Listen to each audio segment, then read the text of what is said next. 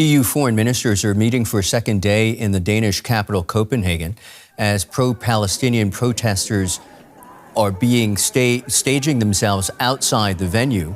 Ministers inside are preparing for tough discussions on the war in Gaza, a subject that is dividing the bloc. Many EU governments have criticized Israel's conduct in the conflict, particularly over civilian deaths and restrictions on the amount of aid allowed to enter the territory. But members have been divided over a common response. DW asked Denmark's foreign minister, who's chairing the meeting, what he made of the EU's struggle to act. Well, I'm frustrated, and people are frustrated. You can hear the people in the background. We need to, change our words from just words to action. Our position is tough, and we consider Israel a friend, and the Israeli people a friend. But we have an issue with the current government, and we also realize there's the discussion within Israel. So we need to do something. Joining us from Copenhagen is DW correspondent Rosie Birchard. Clearly, Rosie, there's frustration over the situation in Gaza. What are some proposed options you're hearing to pressure Israel to change course?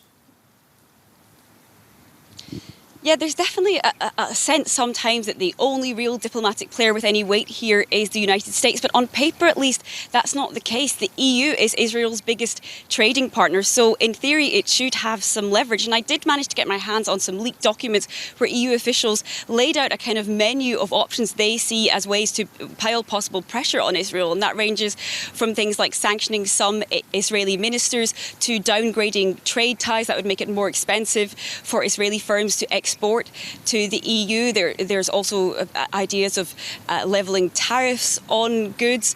But the fact is that there's only one real major proposal on the table for the moment, and that is to restrict Israeli startups' access to some EU research funds. It's been slammed by human rights campaigners as a really minimal measure that falls far short. But the fact is that even that EU countries have been struggling to agree on. So far, that is still caught up in the EU's diplomatic deadlock. It should be noted that what Israel says here is that any of these measures would only serve to strengthen Hamas. That's something the EU itself refutes. Again, the EU has leveled heavy criticism over Israel's conduct in Gaza. So why hasn't there been a united effort to take real, tangible action, whatever that action may be, against Israel?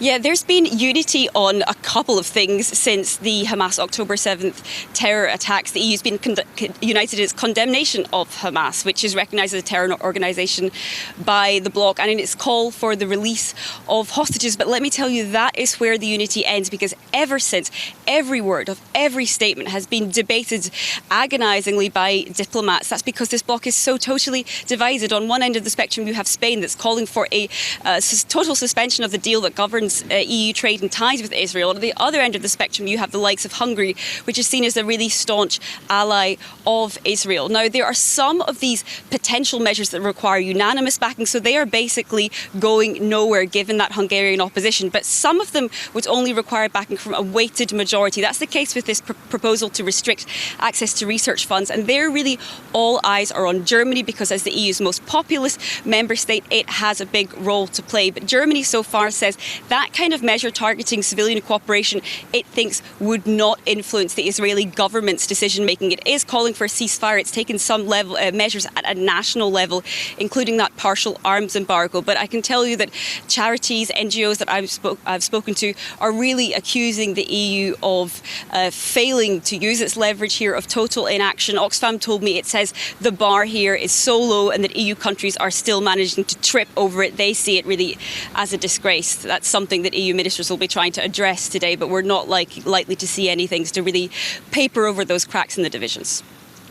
Rosie Birchard, thank you.